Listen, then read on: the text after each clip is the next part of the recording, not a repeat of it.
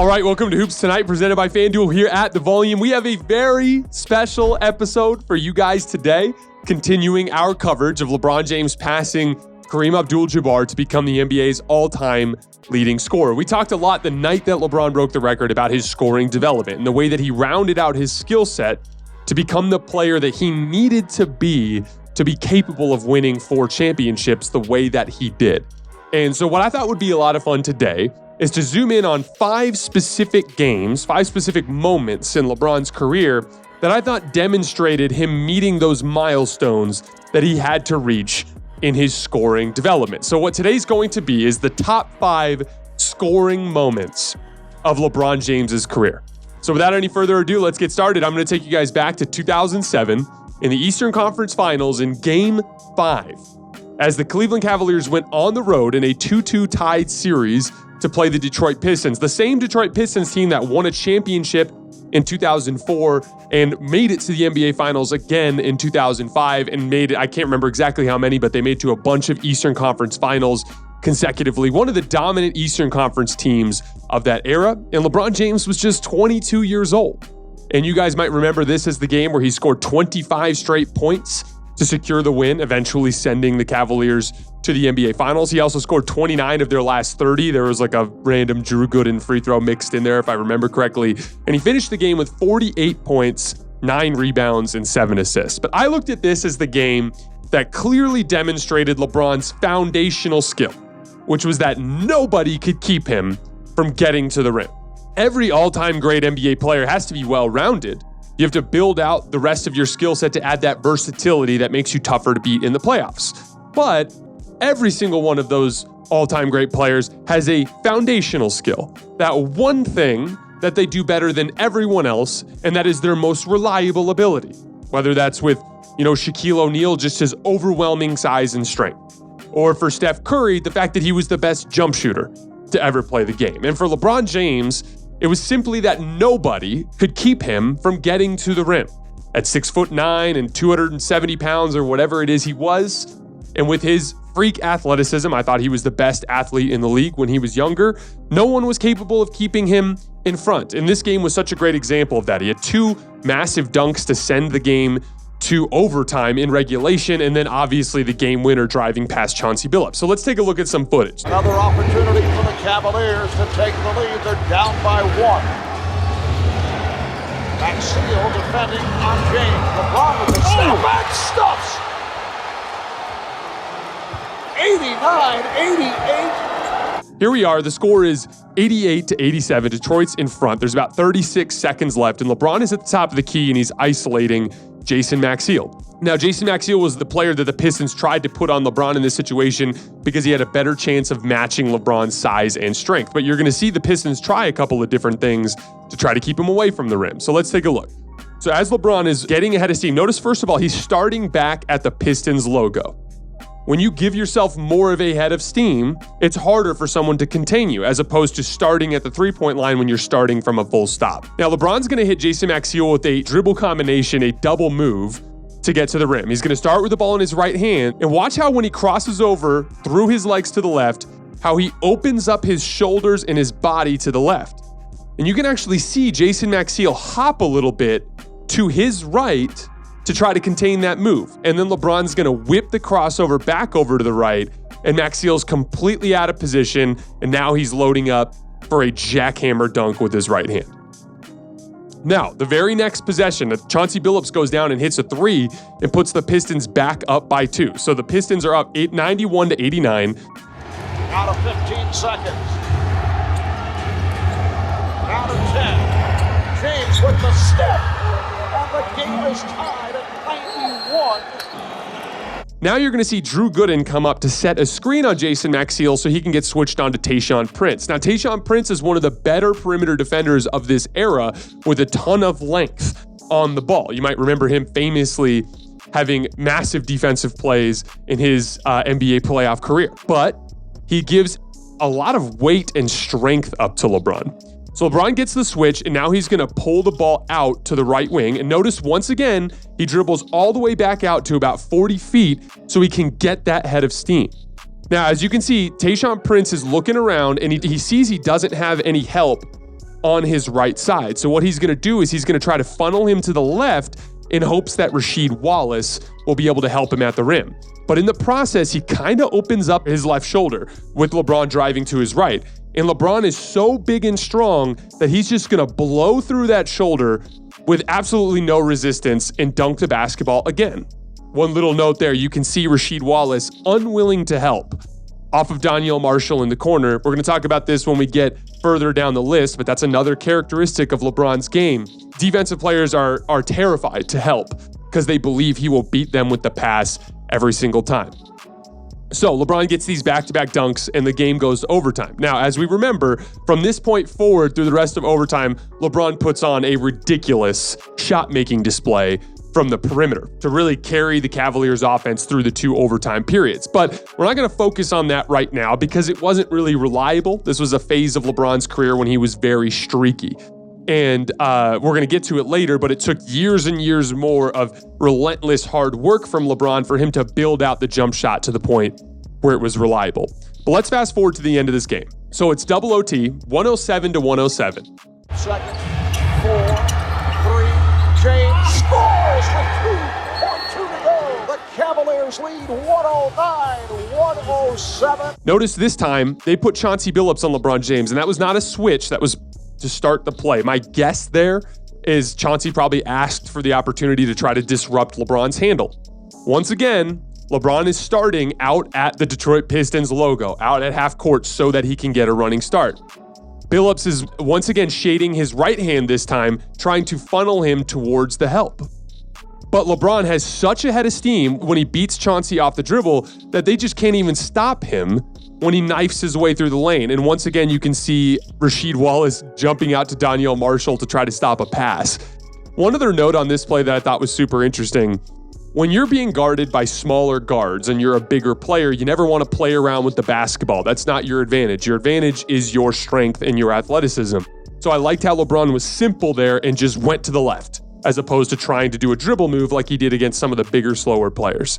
But LeBron wins the game with this layup. And once again, I thought this was the foundational moment of LeBron's career where he figured out that absolutely nobody in the NBA could keep him from getting to the rim. Now, you're going to see, as we move on to this next clip, we're moving on to number 4, which is LeBron's game against the Spurs in 2013. But the Spurs, they understood that that was LeBron's foundational strength, and they focused all their attention on taking just that away, in the hopes that his weaknesses elsewhere in his skill set would be what burns him. But unfortunately, at this point, LeBron had figured that out as well. So number 4, we're moving up to 2013, Game 7 of the NBA Finals against the San Antonio Spurs. And in this entire series, Greg Popovich, it was almost funny and weird how much they were daring LeBron to shoot. They would go under ball screens. They'd have Kawhi Leonard go under ball screens below the free throw line. They would have, when he would get Tim Duncan on a switch or something along those lines, they'd have him back all the way off and just dare LeBron to shoot. And this was the series where the NBA found out that you could no longer just concede jump shots to LeBron James. And if you did, he would burn you. We found out after the series in some of the post-game interviews and some of the post-game articles that the many talented writers who cover the NBA put out, that when LeBron was adventuring around the other countries around the world for Nike and doing all these charitable events and all these different things, that he brought his shooting trainer with him. And every single day, he would work on his jump shot, even during the offseason while he was traveling and doing all of his obligations for Nike and all of his other sponsorship deals. That LeBron broke down after that NBA Finals just the sheer amount of relentless work that he put in to improve his jump shot. I talk all the time with young players. There's 2 different kinds of shooters in the world. There are shooters and there are makers. And the difference between a shooter and a maker is not like a natural ability as much as it is the relentless work. Whenever you hear of a streaky shooter, it usually means that behind the scenes, they're not putting in the requisite work. And you have to, day after day, for years and years and years, put in thousands and thousands of reps to become a competent jump shooter. And the progress is so slow, you might have to make a 500 jump shots a day for 3 months just to even see the slightest bit of improvement. And that's why it does take years and years and years.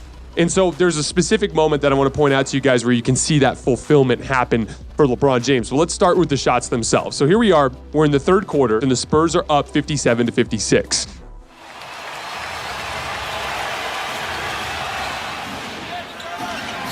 Allen off the screen. James will try another three. Puts it in. LeBron James, fourth three-pointer of the game. Chris Bosh and LeBron James are setting a double pick and pop for Ray Allen. And as Ray Allen is coming off the screen, notice Kawhi Leonard is sitting all the way down at the elbow to contain Ray Allen as he's coming over the top of the screen, knowing that he's giving a shot to LeBron, but that fits within the Spurs scheme in this series. They were 100% willing to give LeBron wide open shots all series long. And to the Spurs' credit, up through Game 6, it worked. They were up in the series 3-2, almost won in Game 6, and LeBron did not shoot the ball well. But in this series, it all came together. Ray Allen makes the kick pass back to LeBron, confidently rises up, and knocks down the three. We move on. I believe this is about a minute later. We're at the 3.5-minute mark. Now the Heat are up 59-57. Catch and shoot, play off your instincts, trust your skill level. Leonard daring him. Ray Allen and James. Again, look how far up they're playing. He'll try it again. It's good! LeBron James making the Spurs pay a 5-point Heat lead. LeBron has the ball now. Ray Allen is setting the ball screen. On the screen, notice Kawhi Leonard duck down like he's going to go underneath the screen, which causes LeBron to pull back for three. Kawhi offers a late contest, but it's way too late, and LeBron knocks it down. These are wide open, dare you to shoot shots. Fast forward again. We're at the 2-minute and 10-second mark of the third quarter. Largest lead is 7. That were the Spurs in the opening minutes. James pulls up, puts it in. Kawhi Leonard, look, LeBron's dribbling at the logo, and Kawhi Leonard is sitting at the elbow. They are daring LeBron to shoot. Birdman comes to set the screen at the elbow, and Kawhi goes underneath the ball screen. LeBron just walks into a wide open 20-footer at the top of the key and knocks it down. Again, this was all by design because the Spurs expected him to miss these shots, but at this phase of LeBron's career, he had become a reliable jump shooter. Fast forward a little bit further. We are at the 5-minute and 46-second mark of the fourth quarter. Shot clock at 5. James puts it up, knocks it down. Here we are in the middle of the fourth quarter. Miami's up 81-77. LeBron's got Tim Duncan on a switch down in the right corner, and Tim Duncan is daring LeBron to shoot. Now, LeBron's going to do what I call using a rhythm dribble to gain your rhythm going into a jump shot. A lot of times when a defender is conceding a jump shot to you, it gets in your head. And so it's really hard just to rise up into a shot out of some sort of funky standstill dribble. So rhythm dribbles are what you can use to reset your rhythm and lean back on a shot you know you've practiced a lot. So for instance, you don't ever practice just dribbling the ball up the floor and then elevating into a shot from a standstill. Every single time you shoot off the dribble, it's usually off of a dribble combination or a hard step to the left or a hard step to the right or maybe a step back.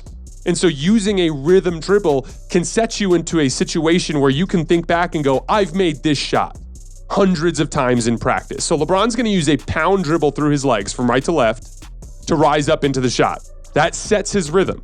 When he goes into that shot, he's thinking to himself, I have made this pound dribble through my legs jump shot hundreds and hundreds of times. I can do that. He's setting his rhythm, getting his confidence to knock that shot down, hits it over Tim Duncan. Same exact thing later on. Here we are, 4.5 minutes, and Miami's got the lead. LeBron's got Tim Duncan on a switch. 6 to shoot. James. It's good. 33. What he's going to do here is just do a hard dribble to his left to elevate into a jump shot. He didn't need more separation. Tim Duncan was already conceding the shot. But that hard dribble just helped set LeBron's rhythm so that he felt confident rising into that shot. He knocks it down. And then, to end the game, less than a minute left in the fourth quarter, Miami up 90-88. James pulls up, puts it in, 4-point lead. 35 for LeBron James. Timeout San Antonio. LeBron's got Kawhi Leonard. We're going to have Mario Chalmers come set the screen, and Tony Parker is going to do a hedge and recover. So he's going to hop out on LeBron just to cause him to hesitate a little bit as he's coming off of that screen. And then he's going to recover back out to Mario Chalmers. But Kawhi Leonard, once again, watch as LeBron is coming off of the Tony Parker hedge.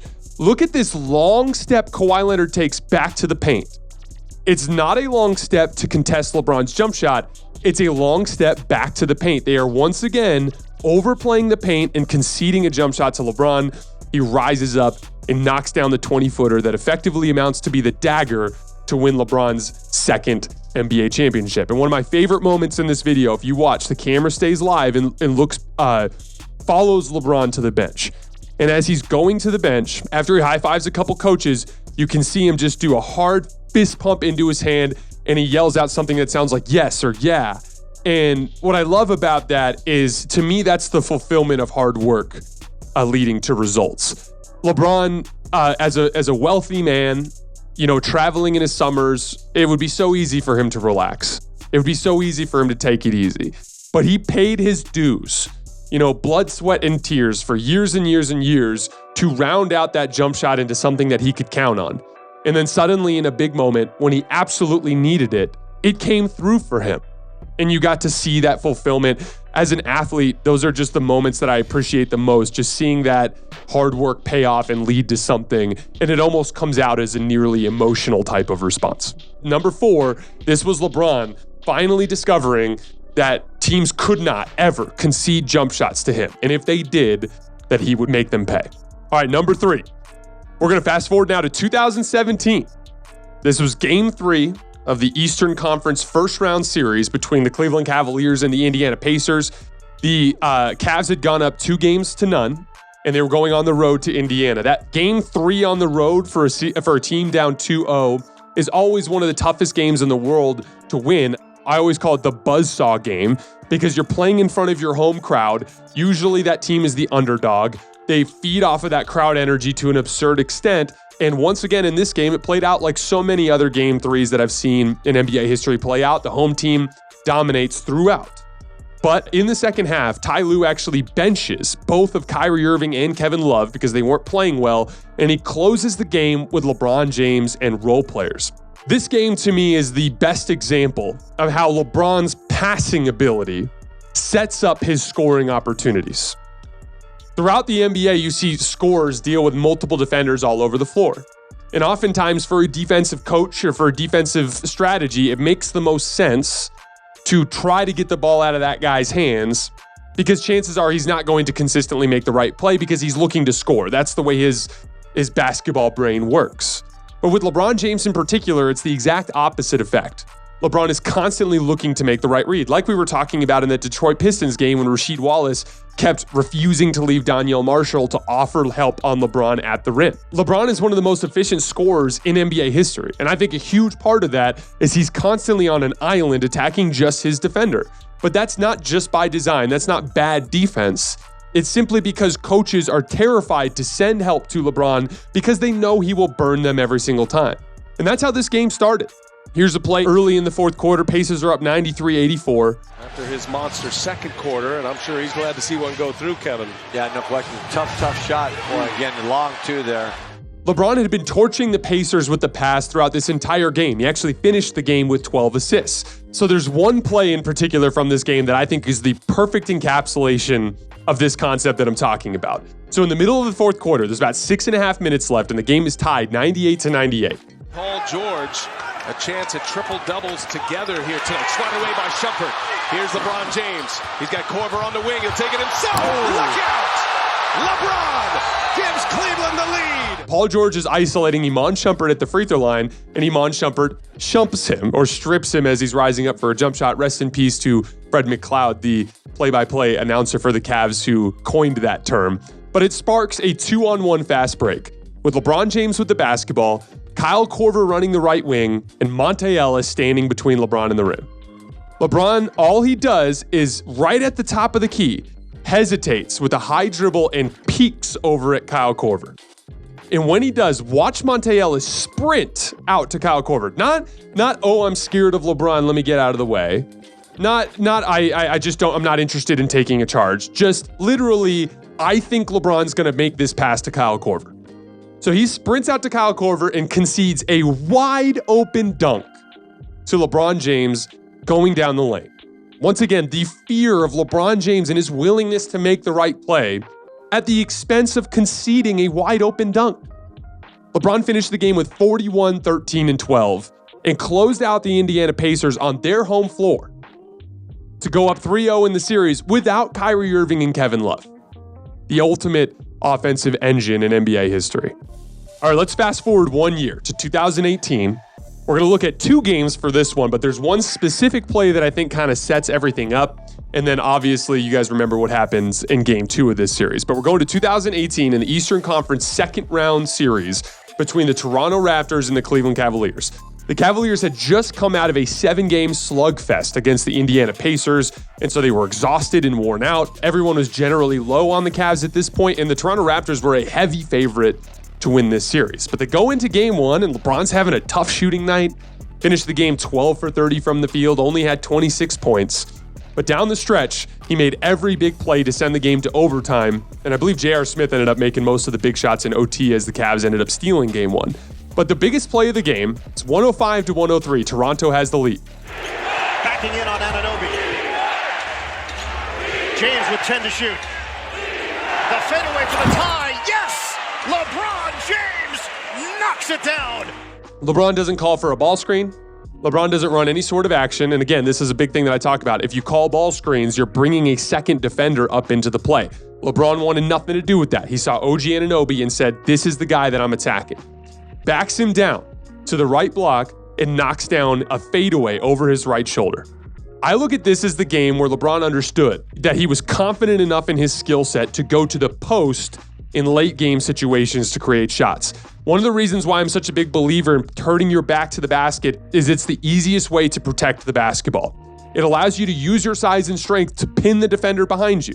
Now, good post defenders will slide their feet well and keep you in front and make you shoot over the top. But if you are taller and you are capable of knocking down shots over the top, those post-up fadeaways suddenly become the most unguardable shot in basketball. And LeBron James, in a game where they needed one basket to send it to OT, went to his unguardable shot, a fadeaway over his right shoulder on the right block, and he knocked it down and sent the game to OT, where the Cavs inevitably won. Then we fast forward to game 2, and as you guys remember, this is the LeBronto game. Time and time again, down the stretch of the third quarter and in the fourth quarter, LeBron just hit a obnoxious variety of fadeaways over Serge Ibaka, over Kyle Lowry, over Pascal Siakam, over OG Anunoby. He was doing everything from every spot on the floor. There were sidestep jump shots, step back threes, turnarounds over his right shoulder, turnarounds over his left shoulder. There was even like a little one-legged fadeaway at the free throw line, softly off the rim. It was almost like what clicked for him at the end of game 1 became suddenly something he was so confident in that he just leaned on it time and time again down the floor. The most absurd thing about this particular game was that was the moment where you realize LeBron had reached a level of greatness and a level of confidence that in a monumentally important playoff game, a second-round playoff game against a team that was favored to beat you, LeBron was just trying stuff. Just challenging himself to make tougher and tougher shots.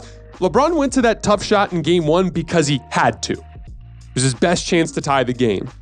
He did it in game 2 because he wanted to demoralize and snatch the heart of the Toronto Raptors, and that's exactly what he did. In one of the most impressive playoff feats of LeBron's career, he swept the Toronto Raptors as a heavy underdog without Kyrie Irving, without a legitimate co-star on the team, and just a group of role players. But that was another monumental step that LeBron had to reach in his scoring development, trusting his back to the basket game to create shots in big moments using his size. All right, number 1, we're going to fast forward to 2020, the year that LeBron won his most recent NBA championship. One round after the Los Angeles Clippers collapsed time and time again against this Denver Nuggets team that was so good in the second halves of games as they picked you apart with the Jamal Murray, Nikola Jokic dribble handoffs and reverse pick and rolls and normal pick and rolls and all of that stuff. Somebody had to be the guy who could finally stop the Denver Nuggets from coming back, and it was LeBron James with an assortment of pull-up jump shots to execute the Denver Nuggets when Kawhi Leonard and Paul George could not. I've talked a lot about how pull-up jump shooting is something that's somewhat unreliable. Kawhi Leonard and Paul George are professional pull-up jump shooters. That's what they do better than everyone else in the world. But that is their foundational skill, and it failed them on that stage. What was so interesting about this moment to me for LeBron was that this is not even his foundational skill. As we talked about earlier, his foundational skill was his ability to get to the rim or his ability to impact the game defensively with his athleticism. But what sets LeBron apart from the rest is he can do that shot-making stuff just as well or almost as well as the guys who do it professionally as their foundational skill. Down the stretch of this game against Denver, LeBron made a ridiculous variety of complex pull-up jump shots off of different footwork, off of different dribble combinations to put away the Denver Nuggets. And once again, this is not his foundational skill. I would argue in his career, it's been his weakest of his core skills. But even his weakest of his core skills is something that he does better than the vast majority of players in the NBA. So let's start here about the 7-minute mark of the fourth quarter. Again, the Lakers are up 3-1 in the series. If they win this game, they go to the NBA Finals. The Nuggets were on a big run in the second half of this game, just like they had been doing against every team that came before. Millsap, there was a lot of discussion about that call when Davis came down on his heel. James gets into the paint. Grant right there with him. Oh, James. LeBron has Jeremy Grant off of a pick and roll, and he's working to his left. He gets cut off. Excellent defense from Jeremy Grant as he funnels him away from the basket. But LeBron just elevates from the block, fading several feet towards the baseline and knocks down the jump shot. That is an incredibly difficult shot that salvages a possession that was defended extremely well by the Denver Nuggets. Here we go to the 4-minute mark. Lakers are up 106-99. Now James will shoot an open jumper. He's got it. LeBron James with a stare down at that Denver bench. LeBron's going to run a pick and roll with Dwight Howard. And Nikola Jokic is actually going to switch the pick and roll because Jeremy Grant gets caught on the screen. Dwight Howard has always been a very good screener. But on the play, notice Nikola Jokic is too far back. He takes a retreat step back to the semicircle, and LeBron finds himself by himself at about 21 feet, and he knocks down that pull-up jump shot. I've always talked about in pick and roll, in order to beat different pick and roll coverages, you need to be able to punish a defender for going under a screen or a big man for sitting too far back by being able to rise up and knock down pull-up jump shots. LeBron did it there to put the Lakers up by 9. Fast forward to the 3-minute mark. The Lakers are up 108-101. The switch. Now Murray on LeBron James. A hobbled Murray. Trying to stay with him as best he can. LeBron James hits one for LA. LeBron calls Danny Green to come set the screen, this time getting Jamal Murray on a switch. What I thought was so impressive about this play is when you're going against shorter defenders, once again, like we talked about earlier, this is the time to turn your back to the basket. Notice LeBron is setting up the spin here. He's deliberately moving further to the right because he wants to create space so that he can elevate into the middle of the lane without Jeremy Grant becoming a problem. So notice he's going to work down towards the right block to set up his spin move. Hard dribble. He's setting up his footwork for the spin. Does the pound dribble into his spin. Now Jeremy Grant is not in a position where he could help. If he ran this exact same move, but about 10 feet further to the left where he originally had Jamal on the switch, it'd be much easier for Jeremy Grant to run in there and dig or to help and then get back to Danny Green. LeBron sets up that turnaround fadeaway over his right shoulder, which has been one of the bread and butter shots of his career, and knocks it down to put the Lakers up 9 again. Very next possession. The first year of LeBron James, and they've missed 6 consecutive years with a drought. James again. Oh, he hits another one. LeBron James putting together a closing quarter against the Nuggets. Lakers get a swap. It's going to be another Dwight Howard pick and roll. This time, Jeremy Grant does a nice job quickly ducking under the pick and getting back onto LeBron. And LeBron is going to go to Kevin Durant's bread and butter move, what we call the hezzy pull-up jump shot. He's going to have the ball in his left hand, and he's going to squat down low. When he gets low to the ground, it's like you're setting up a dribble move. Most players, when they sit down low in that hesitation, they're looking to explode to their left. As a result, it gets Jeremy Grant to also squat down to prepare to make a recovery step to his right, and that opens up just enough space for LeBron to elevate into a pull-up jump shot that he knocks down. That's another element of variety in LeBron's shot making. And here we go to the dagger. Lakers up 112-103. His 116th, which is number 1. He'll take a 3. LeBron James will hit a 3. Wow. Another pick and roll with Dwight Howard. This time, Nikola Jokic is going to hedge out to try to stop LeBron from turning that corner. When he does, Jeremy Grant has to take a short step back to watch out for that lob. And you can see LeBron pick up the basketball like he's going to throw that lob to Dwight Howard. Jokic sprints back to Dwight Howard, and in that split second, while Jeremy Grant is too far low, LeBron rises up and knocks down the shot to send the Lakers to the NBA Finals. So LeBron always had those foundational skills. He had that ability to get to the rim that he discovered in 2007. And then from his time in high school, he was always a basketball player that had a natural feel for finding his teammates. It's almost like an order of operations in his head. He's always looking to make the right play. But as you saw over the years, because of limitations in the supporting cast and because of his limitations as a jump shooter, teams found ways to beat LeBron by packing the paint and letting him make the right play and have guys miss shots and have him miss jump shots on their way to beating LeBron James's teams. But over the years, he rounded out that skill set with everything you need from that specific position. Pull-up jump shooting off the dribble as you're operating with a live dribble from the perimeter, turning your back to the basket, and your ability to knock down shots over both shoulders. We didn't go over it in this video, but another huge element of LeBron's game has been that modern perimeter Shaq, that ability to use his strength and size to just bully people around the rim with a live dribble. As a result, though, LeBron's become one of the most well-rounded basketball players that we've ever seen in this league. And he never gets included with the scorers like we talked about that night because of the fact that he gets to the rim so frequently. We talked about it this year, like LeBron averages 7 makes in the restricted area per game. Steph, Kawhi, and Kevin Durant combine to make 6 shots in the restricted area per game. So you watch them just make all of these complicated shots all the time, and so that causes people to gravitate towards them as scorers. But the truth of the matter is, when you combine LeBron James' interior presence as a bully ball scorer around the rim, and all those things that he rounded out with his skill set from the perimeter, with the ability to knock down shots turning over both shoulders out of the post, with the ability to knock down shots out of different dribble combinations and out of different footwork from the perimeter, it suddenly made him completely unguardable. And when you pair that with his relentless willingness to make the right play and to hit his teammates in spots where they feel comfortable, he became what I believe to be the best offensive engine to ever play in the NBA.